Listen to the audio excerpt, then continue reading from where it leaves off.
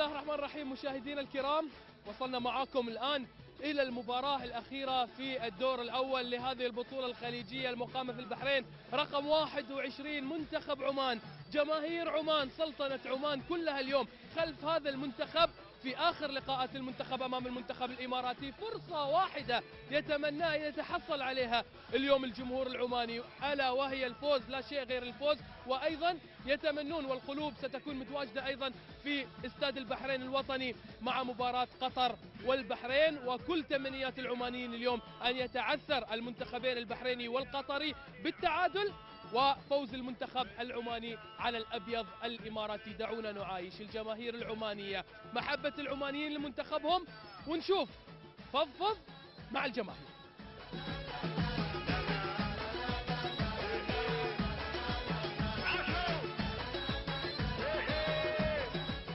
ان شاء الله راح يتاهل المنتخب العماني ان شاء الله. بالحقيقه نتمنى نفوز نحن هنا وتنتهي المباراه بالتعادل.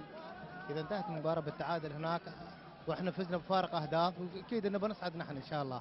انا بالنسبه رايي هذا الفوز يهمني، يعني شخصيا يهمني، يعني رايي اذا عاد ما صار نصيب ما بنصعد. بتشوف اليوم الكاس عماني مباراه فيها خساره وفيها الرباحه يعني، ولكن ان شاء الله ربحانين ان شاء الله. خايفين؟ لا ما نخاف. الامارات فريق قوي ومتصدر. نفس الشيء عمان قوي ويتصدر ان شاء الله. ضامنين الفوز عن فريق الامارات، وهمنا ان نهزم الامارات وبس. ان شاء الله الامارات، ان شاء الله الامارات. هاي مدرج عماني. ان شاء الله الامارات. 3-1 حدكم 1-0 بعد 3-0. الامارات. يا شباب ايش اللي جالس يقوله؟ تحدي ما مشكله. فوز عماني اوكي، وبتشوف بعد.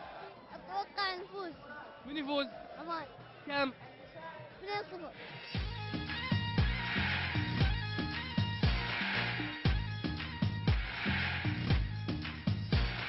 الكاس في الجيب خلاص. ان شاء الله 2-0. ان شاء الله 2-0. من يفوز اليوم؟ ان شاء الله الامارات. وايد الجو حلو صراحه، عاجبني انا لعبهم، وايد احب لعبهم. بنفوز نحن ان شاء الله، اذا ما فزنا بنتعادل.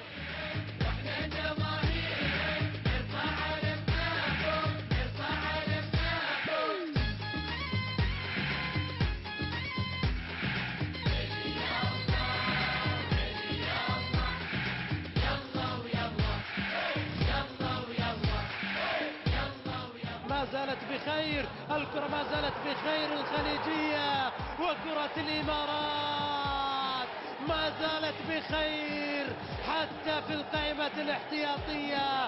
أحمد خليل يسجل الهدف الأول. أحمد خليل خلاص يقصي المنتخب العماني من كل الحسابات.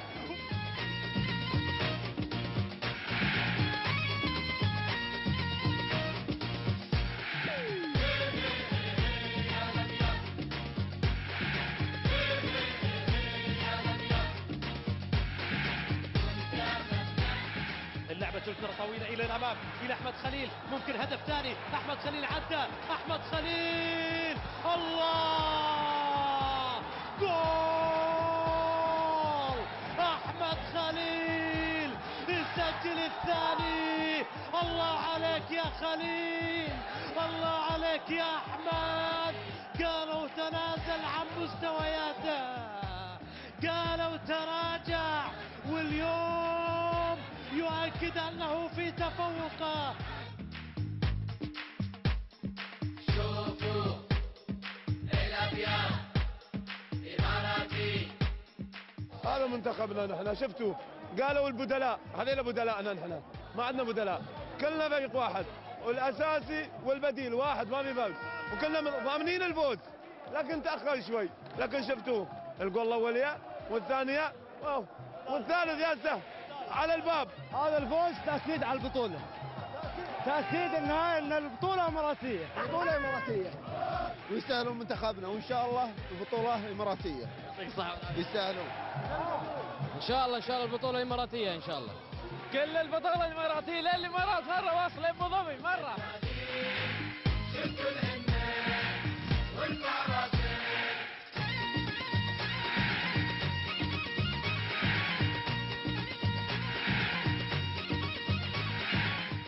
يمكن سالتني قبل ما تنتهي المباراه قلت لك ما نفوز، اذا ما فزنا بنتعادل.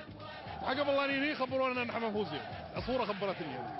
وكابتن مهدي يوم بعد يوم يثبت انه مدرب كبير، ومو بشرط المدربين الاجانب هم يكونون اكبر من المواطنين، نعطي الثقه للمواطنين. ومبروك لشعب الامارات، حكومه وشعب، وهارد لك لكل الخسرانين. علمهم الكابتن مهدي انه هو مهندس تكتيكي في الملعب، بس اتمنى المدربين والمجلس اللي جالسين هناك في المجلس يتعلمون من التكتيك اللي صار اليوم. الكاس رايح الامارات، ما في مجال. شوف قلت لك المباراه الاولى بين قطر، قلت لك اذا فزنا على قطر خلاص الكاس ناخذه، ما في مجال خلاص.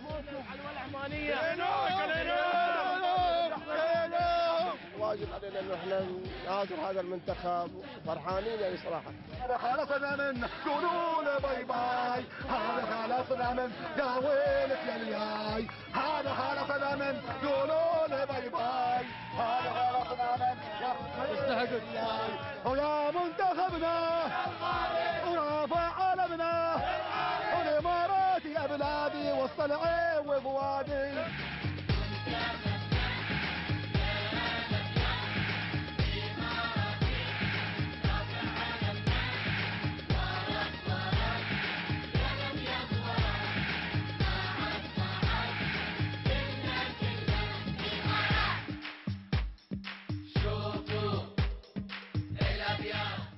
بهذه الفرحة الكبيرة المنتخب الإماراتي إلى الدور الثاني وب9 نقاط.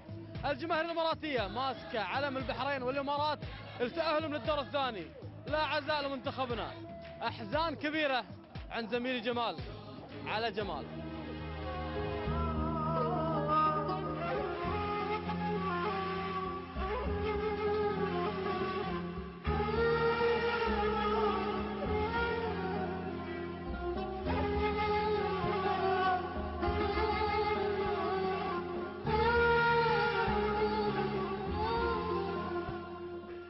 عليك الحين 10-0 نستاهل، والله العظيم نستاهل، قسم بالله نستاهل نحن.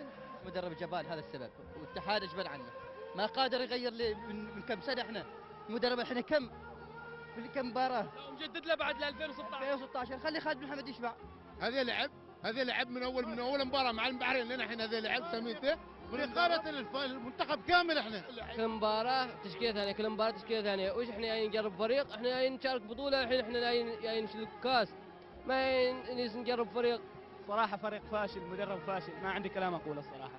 احنا ما فزنا على الفريق الاحتياطي فعلا يعني، لان مثل ما قلت لك يعني المدرب فكر ما اعرف يعني اي فكر يشتغل في هذا المدرب، انا ما ادري. فريق لا يشرف الجمهور اللي حضر. للامانه الفريق لا يشرف، والسبب المدرب اختيار اللاعبين. هاي مهزله، هاي مسرحيه، تتفرج ياسين مسرحيه هذه. 2013 شهر 6 اعتقد تطلع هالمسرحيه في الصيف اللي بتشوف. مخلي عماد الحسني برا ليش؟ الاتحاد ما يعرف شيء في كوره، هذا ما يتصلح خلاص. على اي اساس مجدد له؟ على هاللعب؟